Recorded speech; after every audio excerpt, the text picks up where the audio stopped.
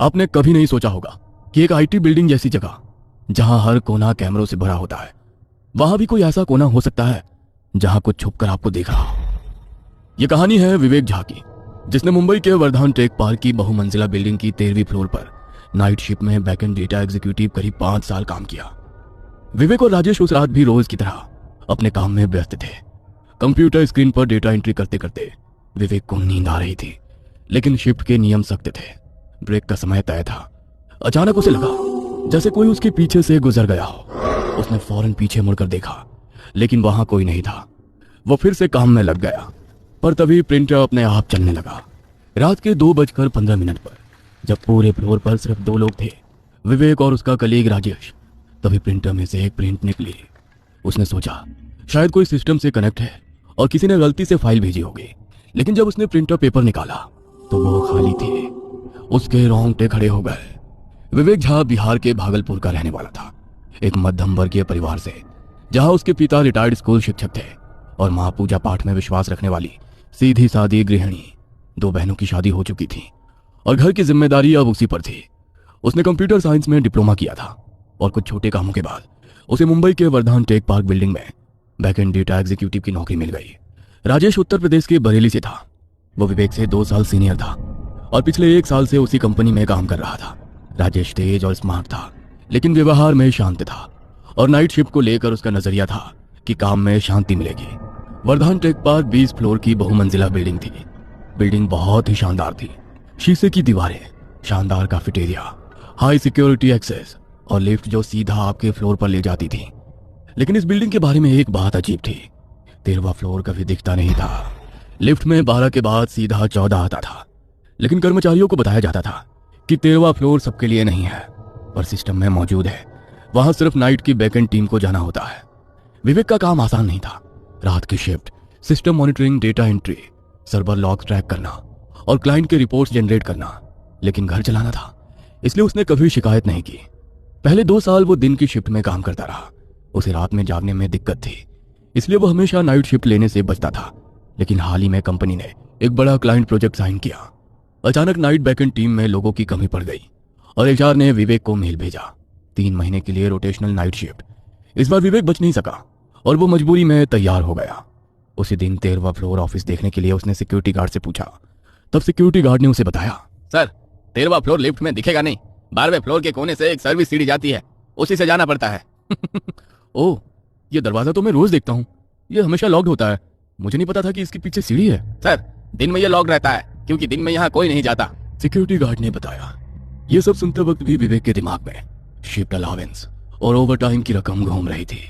उसे न फ्लोर के बारे में कुछ पता था, न उसने पहले कभी कोई अफवाह सुनी थी।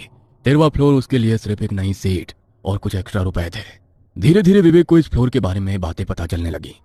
उसी शिफ्ट में काम करने वाला उसका एक कलीग राजेश, जो पिछले साल से इसी बिल्डिंग में था, एक दिन चाय के दौरान बोला, तुझे पता है इस फ्लोर के बारे में क्या बातें फैली हैं? लोग कहते हैं कि यहाँ रात में अजीब अजीब चीजें होती हैं। ये फ्लोर हॉन्टेड है।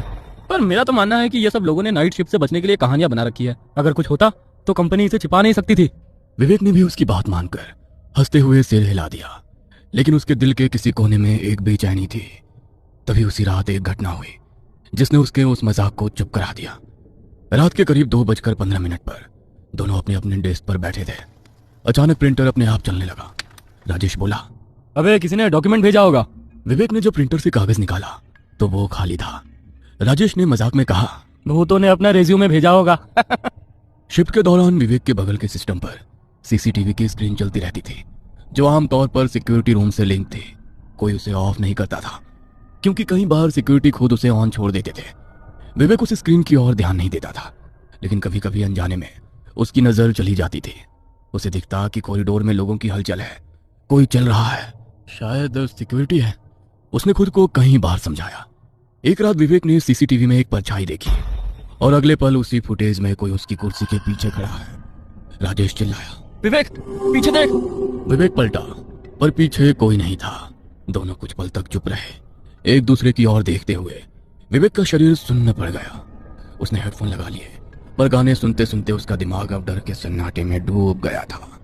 यह विवेक और राजेश के लिए पहली बार डर का अनुभव था, पर उन्होंने तय किया कि ये बात दोनों किसी को नहीं बताएंगे। उन्हें लगा कि कोई उनकी बातों पर यकीन नहीं करेगा और सब लोग उन्हें डरपोक समझेंगे। और ये भी डर था शायद अफवाह फैलाने के लिए कंपनी उन्हें जॉब से ना निकाल दे।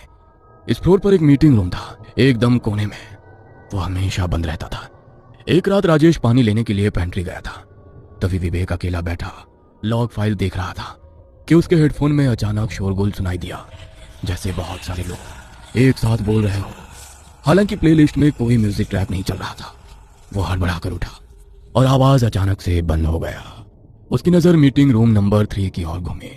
दरवाजे के निचले से हल्की पीली रोशनी चमक रही थी, मानो अंदर किसी ने टॉर्च जला रखी हो। लेकिन अचानक वो रोशनी बुझ गई। विवेक को शुरू से ही इस कमरे को लेकर उत्सुकता थी, इसलिए एक रात ब्रेक टाइम पर उसने सिक्योरिटी गार्ड से पूछा, ये मीटिंग रूम नंबर 3 हमेशा बंद क्यों रहता है? कोई मीटिंग तो कभी यहाँ होती नहीं देखी। गार्ड ने पहले तो टालने की कोशिश की, लेकिन फिर धीरे से बोला, सर, पुराने लोग कहते हैं इस कमरे में कुछ ठीक नहीं है। पहले यहाँ मीटिंग्स हुआ करती थी, लेकिन फिर एक बार कुछ अजीब हुआ, उसके बाद से इसे बंद रखा जाता है। कुछ दिन बाद एक रात राजेश हाथ धोने के लिए कॉरिडोर के आखिरी वॉशरूम में गया। अंदर घुसते ही ट्यूबलाइट झटके से जल बुझने लगी, मानो कोई उसके ऊपर फड़फड़ा रहा हो। उसने जल्दी जल्दी हाथ धोए, लेकिन जैसे ही बटन बंद किया, पूरे बाथरूम की लाइट एक पल में गुल हो गई। गहरा सन्नाटा और नल से गिरती बूंदों की टकटक और किसी के धीमे कदमों की चिर्राहट सुनाई दे रही थी। राजेश मोबाइल की फ्लैशलाइट जलाकर बाहर की ओर भागा। दरवाजा खोलते ही कॉरिडोर की लाइट से एक झटके में वापस जल गई, लेकिन अंदर अब भी घोप अंधेरा था। डर से हड़बड़ाया राजेश लौटकर सीधे विवेक के डेस्क पर आया। भाई, तूने वॉशरूम की मेन लाइट ऑफ कर दी क्या? मैं तो यहां से हिला भी नहीं, सारी लाइट्स ऑन है। राजेश ने पलट कर देखा। वाकई बाहर से वॉशरूम की लाइटें ऑन थीं और अंदर ट्यूबलाइट फिर से जल रही थी। दोनों एक दूसरे से बातें करने लगे। विवेक ने राजेश को वो बात बताई जो सिक्योरिटी गार्ड ने उसे बताई थी। अब धीरे धीरे विवेक और राजेश दोनों को अलग अलग डरावने अनुभव होने लगे थे। कभी किसी की परछाई, कभी कंप्यूटर स्क्रीन पर अजीब चीजें टाइप होती, तो कभी बिना वजह की ठंडक महसूस होती। विवेक ने नोटिस किया कि ये अनुभव अक्सर रात 3 बजे के आसपास होते थे। और सबसे अजीब बात यह थी कि जिस दिन कोई उस मीटिंग रूम नंबर 3 के पास ज्यादा समय बिताता, उसी दिन उसे कुछ ज्यादा डरावना महसूस होता था। दोनों ने और ज्यादा पूछताछ शुरू की। ऑफिस में पुराने लोगों से, हाउसकीपिंग स्टाफ से, सबका जवाब लगभग एक जैसा था। उस रूम में अजीब ठंडक लगती है।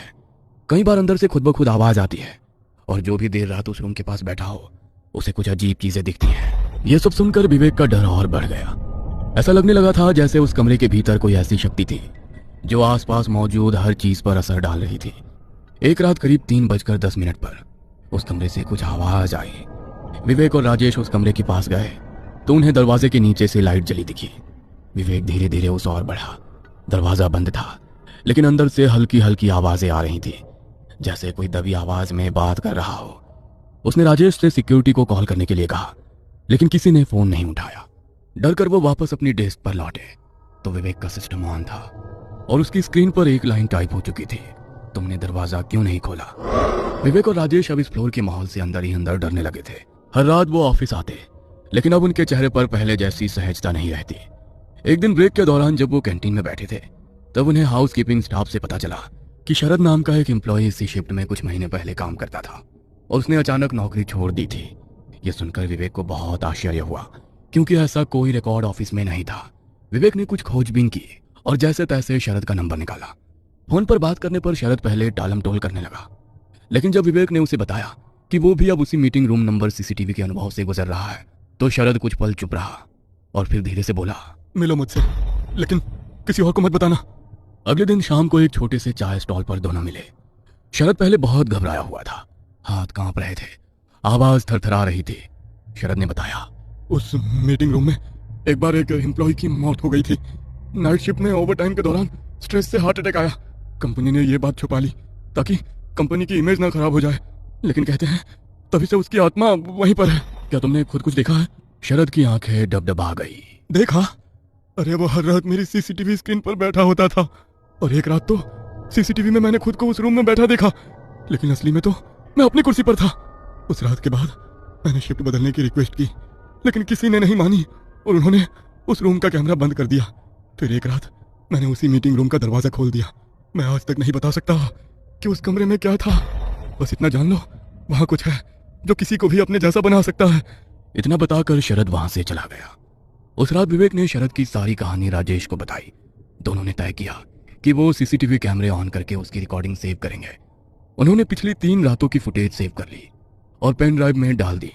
सुबह होते ही उसने एचआर को मेल किया कि वो अब से ऑफिस नहीं आ सकता और मीटिंग रूम नंबर 3 के बारे में कुछ गंभीर बात है। लेकिन कुछ ही देर में उसके सिस्टम की स्क्रीन काली हो गई और एक अजीब फॉन्ट में लिखा था, तुमने जो देखा जो किसी को नहीं देखना चाहिए था। वो घर गया और सोने की कोशिश की।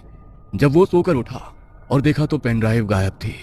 उसका लैपटॉप ऑन था और स्क्रीन पर फिर वही लाइन, शिफ्ट 13 छोड़ नहीं सकते। उसी रात राजेश का फोन आया। उसकी भी स्क्रीन पर वही लाइन आ चुकी थी और मीटिंग रूम का दरवाजा अपने आप खुला हुआ था।